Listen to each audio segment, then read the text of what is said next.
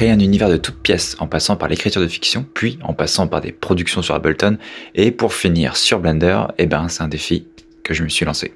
Avant d'attaquer concrètement Ableton ou Blender, je vais vous parler du scénario que j'ai écrit, parce que de cette matière découlent ensuite toutes les ambiances sonores ou visuelles. J'ai écrit une histoire de fiction qui a vraiment nourri toutes les compositions musicales.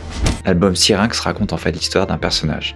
C'est un être déchu qui cherche son chant originel, et ce personnage, il s'appelle Rouge-Gorge. Donc ça, c'est sa quête principale, de retrouver son chant. Il va parcourir l'univers avec son vaisseau qui s'appelle le Basilic. Mais comme nous, il faut bien qu'il s'occupe, non? Donc il va récolter plein de déchets dans la galaxie et dans plein d'autres systèmes solaires. Un petit peu comme les gens qui collectionnent des timbres ou qui sont un peu matérialistes sur certaines choses. Bah quoi? Bref, un jour, car il faut bien que l'histoire commence, son vaisseau va détecter une tonne de déchets. Genre une tonne innommable de saleté. Et ça va l'amener tout droit sur notre planète. Une fois qu'il va se retrouver devant la planète, en fait celle-ci, après notre passage, des milliers d'années plus tard, c'est devenu une espèce de coquille où tous les déchets ont été propulsés en fait dans l'atmosphère.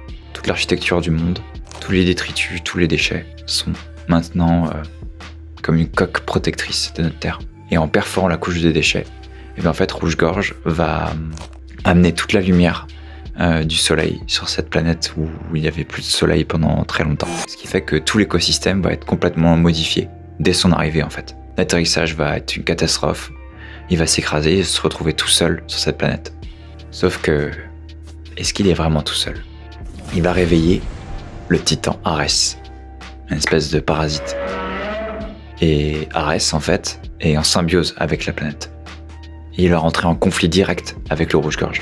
La planète est donc le lien entre le Rouge-Gorge et Arès. Un peu comme l'anneau avec Frodo et Sam. Et cette histoire, en fait, elle pose toute la trame scénaristique et dramatique de l'album. Est-ce que Rouge-Gorge va accepter son chant ou accepter sa nouvelle réalité?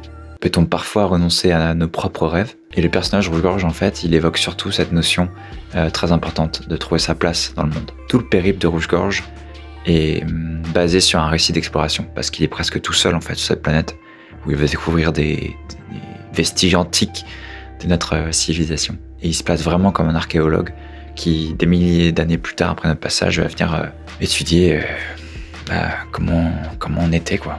Cette question-là, c'est une question que je me pose depuis très longtemps dans mon parcours artistique. Qu'est-ce qui va rester de nous après? Beaucoup de questions, n'est-ce pas? Mais pour éviter les spoils et garder un peu de surprise, je vous dis pas tout.